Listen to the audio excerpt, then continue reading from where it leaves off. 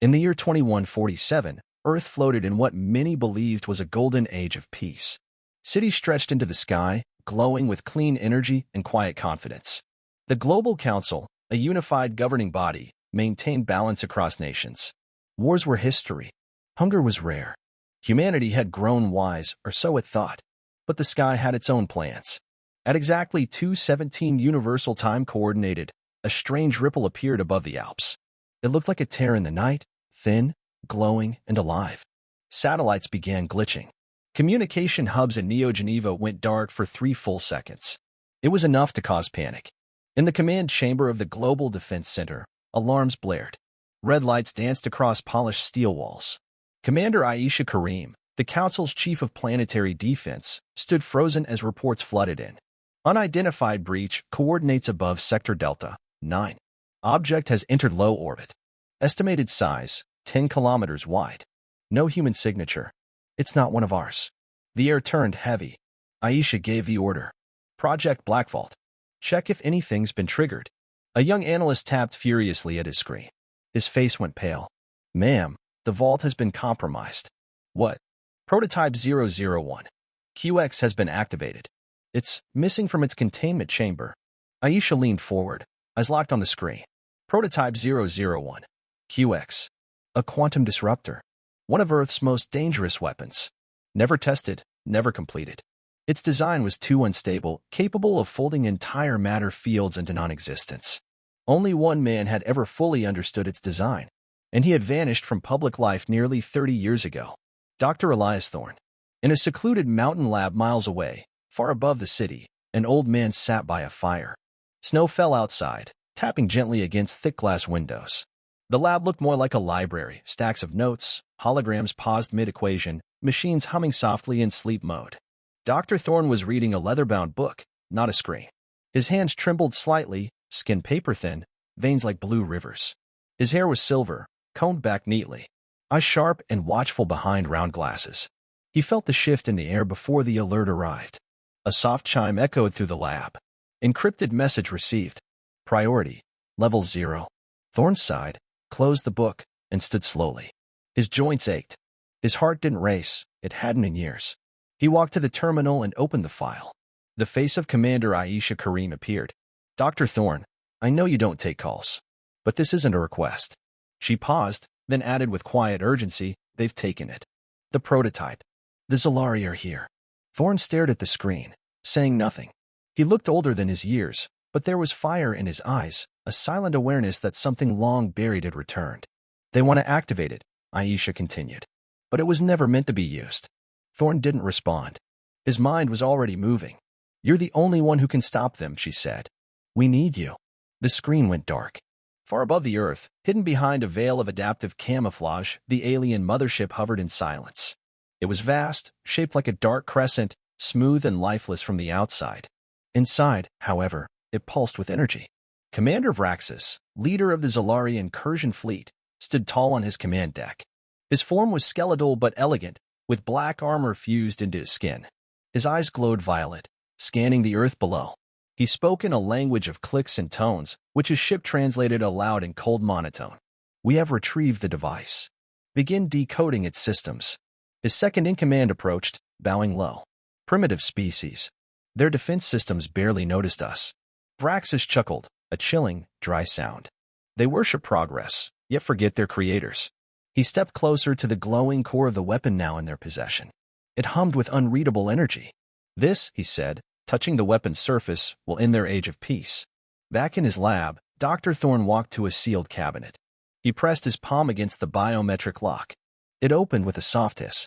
Inside was a simple metal case. He lifted it, placed it on the table, and opened it.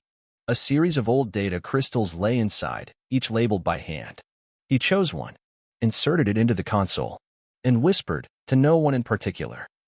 If they think I've forgotten, they've underestimated the wrong man. He tapped the console. A map of Earth lit up. A blinking red signal marked the orbit above Neo Geneva. The hunt had begun. Snow fell thick and silent over the alpine peaks. The wind howled against the edges of the cliffs, but inside Dr. Elias Thorne's mountain laboratory, all was still. It had been like this for decades, quiet, undisturbed, and perfectly suited for a man who no longer wished to be part of the world he once helped shape. Thorn stood over his console, the red beacon still blinking on the map. It marked the orbiting Zalari ship like a drop of blood on white paper. His hands, though aged, moved with surprising steadiness as he slid more data crystals into the console, each filled with pieces of his long-buried research. The lab around him looked like a time capsule. There were no assistants, no AI servants, and no blinking holographic advertisements. It was clean, minimal, and filled with hand-built machines that still worked because they had been built right the first time. In one corner, a framed photo sat, a younger Thorn, standing with a team of bright-eyed scientists, all wearing Global Council badges. They were gone now, either lost to time or tired of carrying the burden of invention. A voice echoed through the lab. It came from the ceiling-mounted speaker, firm, official. Dr. Thorn, this is Council Commander Aisha Kareem. I'm requesting immediate clearance for an envoy shuttle. We need to speak. In person. He didn't answer. Instead, he pressed a button. The lab's outer doors began to cycle open, letting in the bitter mountain air. Within minutes, a sleek black shuttle approached, descending slowly until it hovered just above the landing pad. The rear door opened, and Aisha Kareem stepped out. She looked the same as she had 20 years ago, sharp eyes, short hair, posture like a steel rod.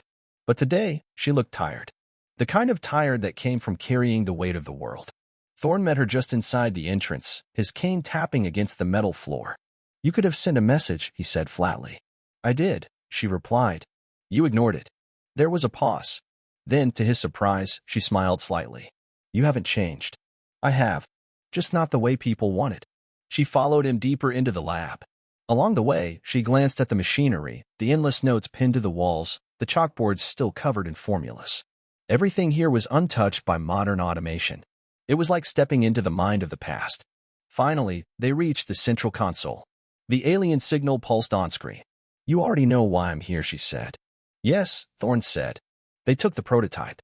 The weapon was secured in the deepest level of the Global Science Archive. No one has touched it in 30 years. It was locked by your code, because I didn't trust anyone else with it. And now, Thorn turned to face her. His eyes, though clouded with age, held a sharpness that hadn't dulled. Now I still don't. Aisha exhaled. Elias, we need your help. You built the prototype. You designed the power core, the failsafe system, the entropy field. The Zalari will try to force it open. They don't care about instability or collateral damage. They think they can understand it, Thorn said, almost to himself. They believe knowledge is conquest. They believe humans are weak, she said. Outdated. You were the only one who ever scared them. Thorn looked back at the map. He hadn't left this mountain in nearly 3 decades. He had spent every year trying to forget the man he used to be. The man who built weapons powerful enough to unmake reality. But peace had never been permanent. It was just a pause in history. I left because I thought my mind was dangerous, he said quietly. I designed something no one should ever use. Not even to defend Earth. You left because you had a conscience, Aisha replied. But now that conscience is the only thing standing between us and extinction. Thorn didn't move. Aisha placed something on the console. It was a small device, a portable memory reader.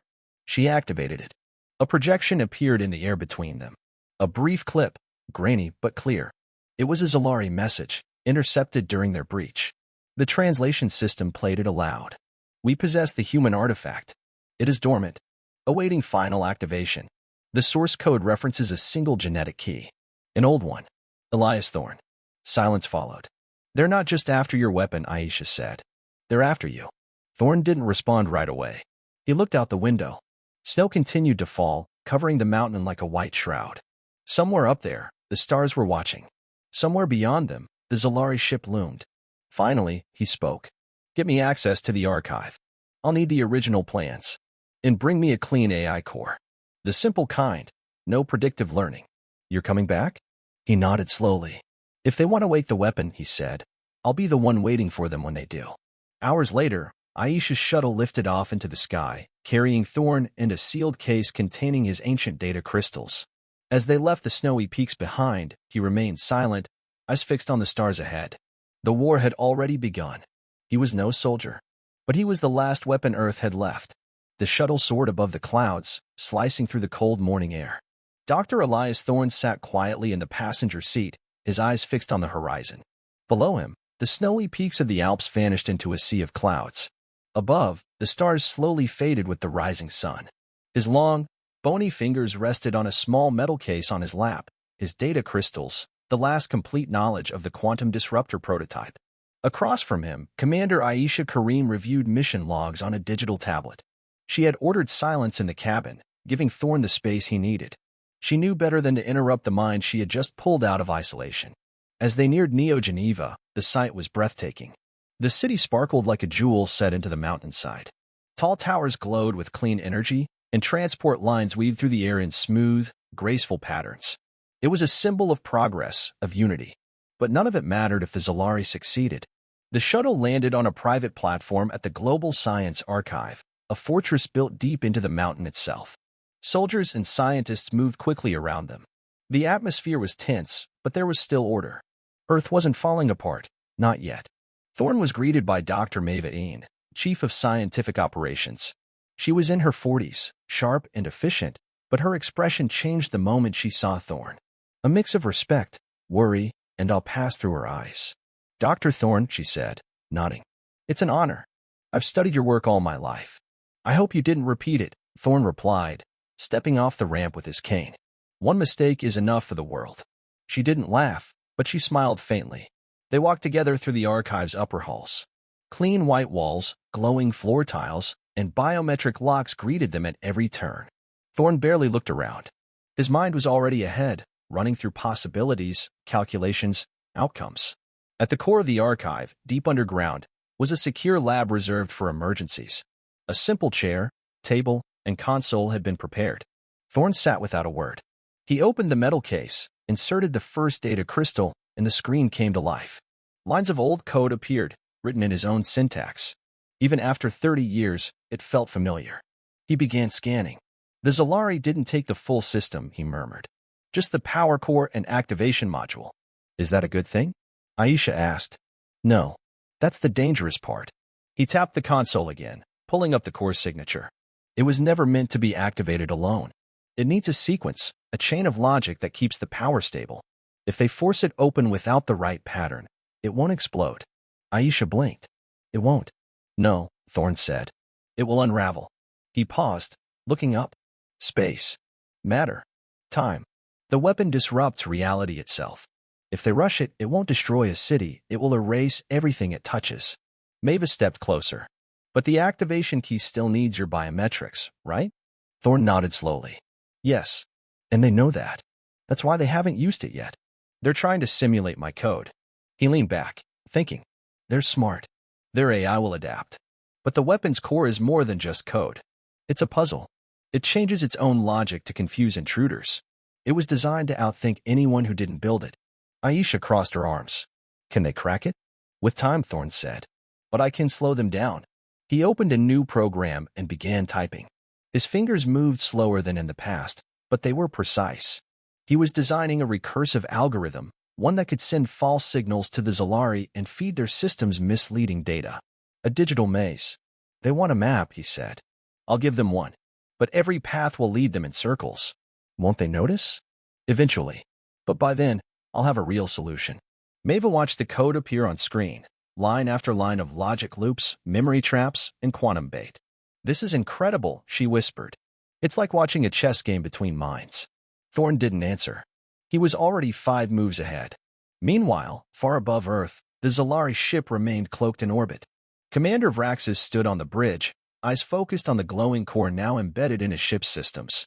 Alien engineers worked day and night, running scans, simulations, and reverse code analysis. A drone approached. "Status report," Vraxis ordered. The translation AI responded. "Intrusion pattern detected in the device's outer logic layers. Human interference confirmed." Vraxis narrowed his eyes. "Thorn." He stared at the projection of Earth below. "You've aged, but your tricks remain." He turned to his chief technologist, a Zalari named Ixer. "Bypass the traps. Increase frequency. I want full access before the solar cycle ends." Ixer hissed in acknowledgement and slithered away. Vraxis looked at the core one more time. It pulsed faintly, as if aware of his presence. "Let us see, old human," he whispered, "if your mind still holds the strength it once had." Back on Earth, Thorn finished the first phase of the false signal system. He leaned back in his chair, breath steady, mind buzzing. He hadn't felt this alive in years. But as the screen dimmed, he frowned. There was something else. A tiny flicker in the data feed. The Zalari weren't just scanning the core. They were trying to build something else. A shell.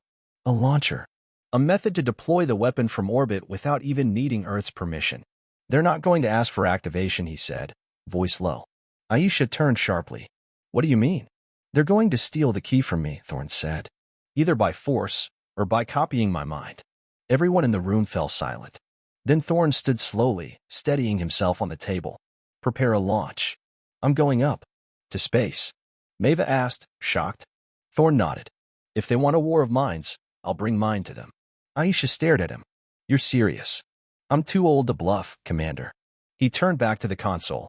I've lived long enough with guilt. I won't die knowing I left this world to burn. He began loading his code into a secure drive.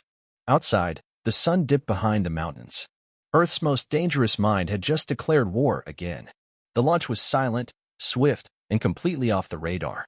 Inside the small, stealth-equipped shuttle, Dr. Elias Thorne sat strapped in across from two younger pilots. One controlled navigation, the other monitored the stealth shield and signal masking. They had been handpicked by Aisha Karim herself, both trusted, both sworn to secrecy. The ship lifted through Earth's upper atmosphere with no comms, no light, and no trails.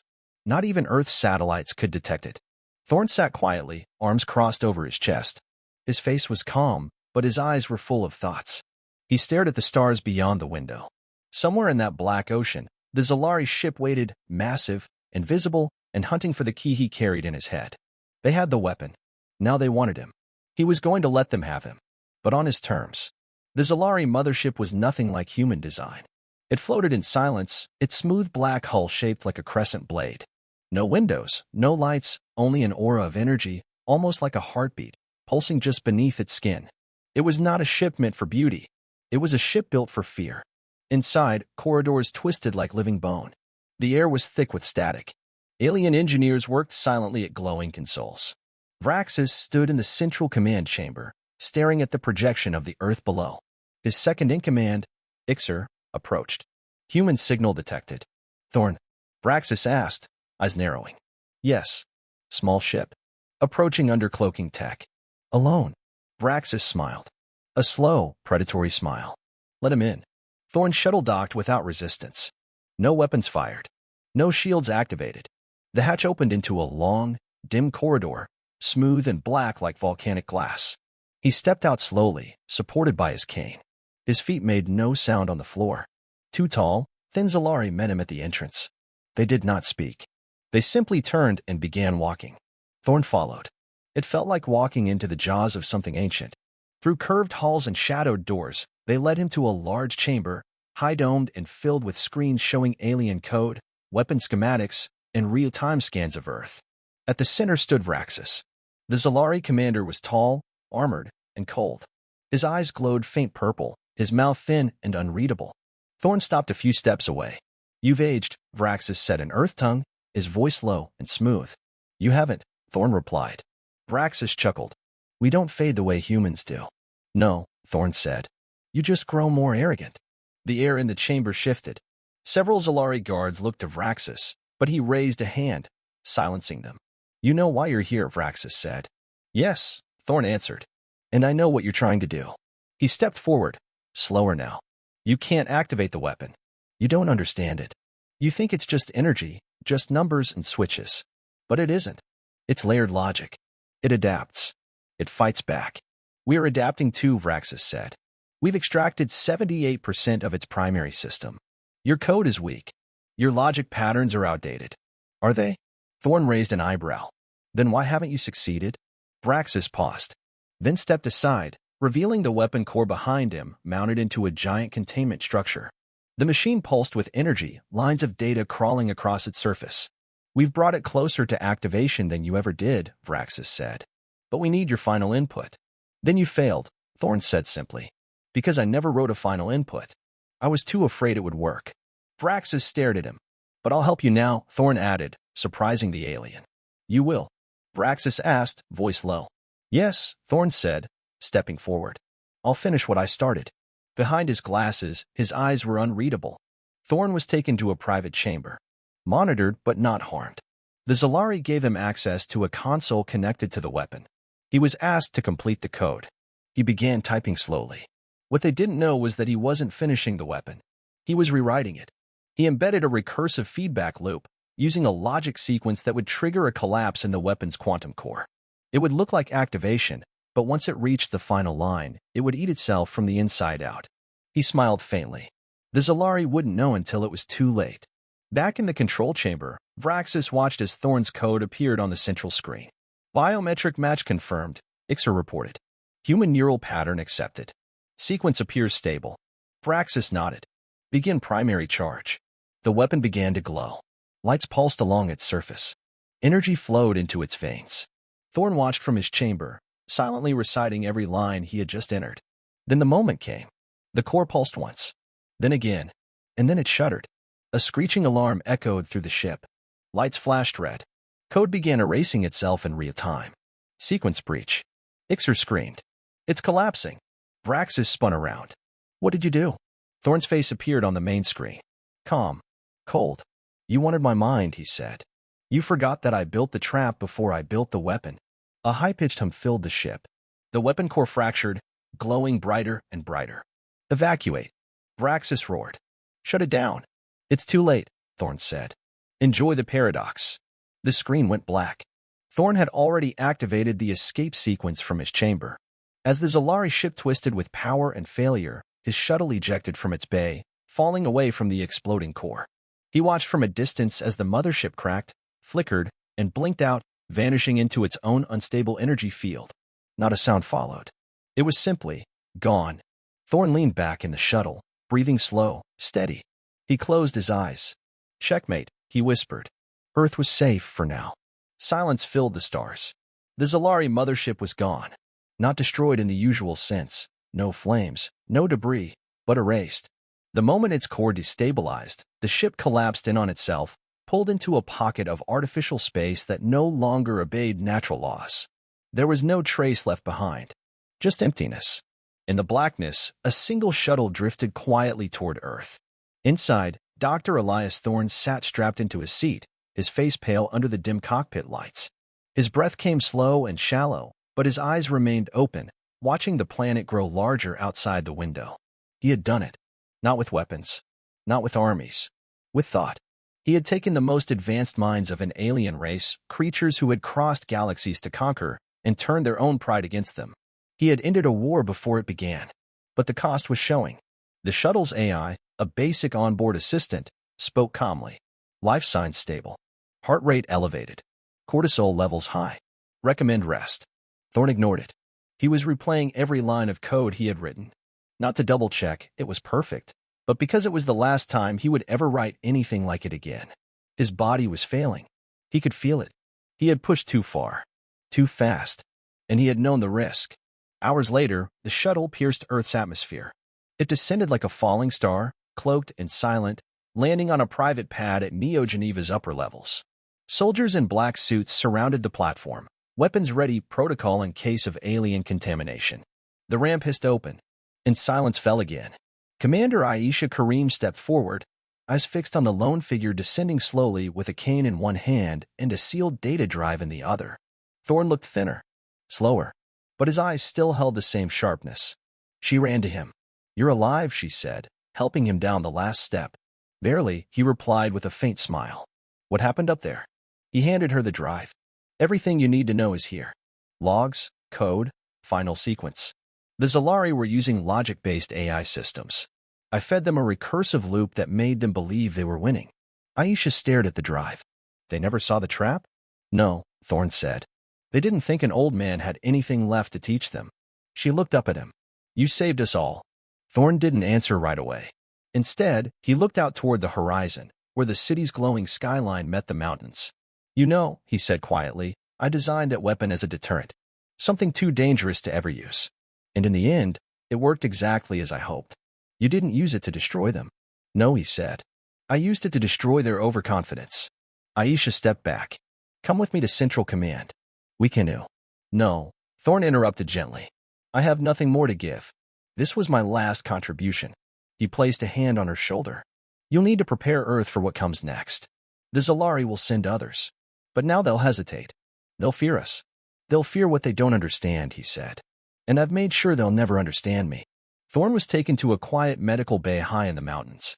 Doctors ran scans, administered medicine, and monitored his vitals. But Thorn had already made peace with his fate. His body was tired, his mind spent. He asked for a window view. They gave it to him. Every day, he sat in silence, watching the snow fall and melt and fall again.